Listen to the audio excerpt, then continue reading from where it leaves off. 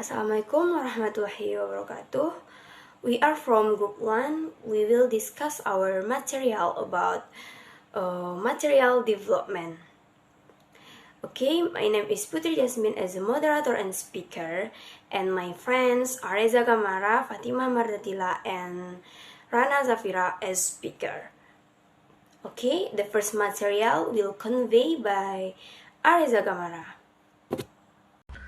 Assalamualaikum warahmatullahi wabarakatuh. My name is Areza Gamara. I will explain about definition of material development. According to Payne 1995, material is subject matter that is arranged systematically, which is used by teacher and student in the learning process of the material or order. Themes are teaching materials that are very unique and specific. In addition, according to Widodo and Jasmani 2013, teaching materials are a set of learning tools or tools that contain learning material, method, limitation, and how to evaluate it systematically designed and interesting in order to achieve the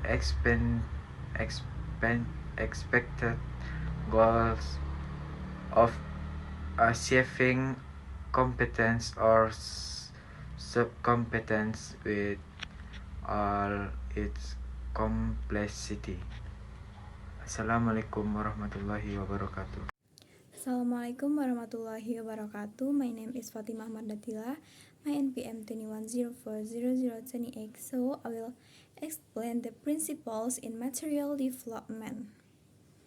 According to Tomlinson in 2011, there are several related principles with the development of material in language teaching. Namely, 1. The material should have a strong influence. 2. Materials should be able to help students feel comfortable. Materials should help students feel the easy. 3. The materials should be able to help students build their self-confidence. Materials should help learners develop confidence. 4. What is taught should be appropriate and useful for the student.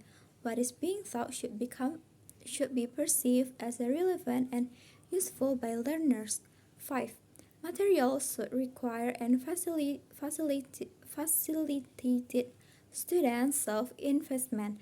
Materials should require and facilitated learner self-investment. 6. Students must be prepared to get the points taught. It means learner must be ready to accurate the points being taught. 7. The materials should introduce students to the use of language in a practical way. It means materials should expose learner to language in authentic use. 8. Student attention should be directed to the linguistic feature of input. So it means the learner's attention should be drawn to linguistic features of the input. So that's all. Thank you. Assalamualaikum warahmatullahi wabarakatuh. My name is Rana Zafira. I will explain the next material about principle in material development. Number 9. Materials should provide opportunities for students to use target language to achieve communicative goals. It means materials should provide learning with opportunities to use the target language to achieve communicative purpose. And number 10, the material should note that the positive effect of interaction is usually pending. It means materials should take account that the positive effect of interaction are usually delayed. 11. Materials should consider student learning styles. It means materials should take account that the learning differs in learning style. 12. The material should consider that student differs in terms of attitudes effective. It means material should take account that the learner differs in effective attitude. 13. Material should contain a silent period at the start of instruction. It means material should permit a silent period at the beginning of instruction. 14. Material should maximize learning potential by being supportive, intellectual, aesthetic, and emotional involvement that can stimulate activity on the left brain and right brain. It means material should maximize learning potential by encouraging intellectual, aesthetic, and emotional involvement. It stimulates both right and left brain activities. Next, 15. Material should not rely too heavily on control practice. It means material should not rely on too much control practice. And the last, materials should provide opportunities for external feedback.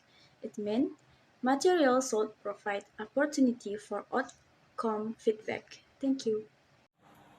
Okay, I want to explain the next material about procedures in material development. First, analysis.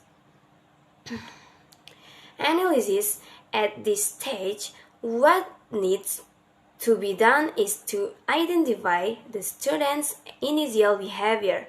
This is relate to their level of misery and ability in the field knowledge or subject to be taught.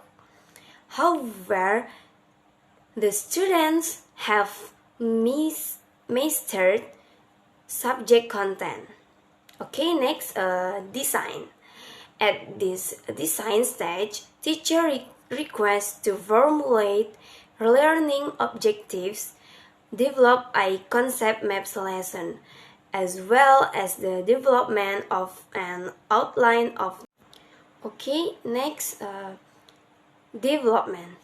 After carrying out the analysis and design stage, the next step is developing teaching materials, where do preparation and planning needed to develop teaching materials properly. Next, evaluation. Evaluation is a process to obtain a variety of reaction from various parties to the teaching material developed. Okay, thank you. Okay, maybe that's our discussion. Thank you very much for your watch our video. Assalamualaikum warahmatullahi wabarakatuh.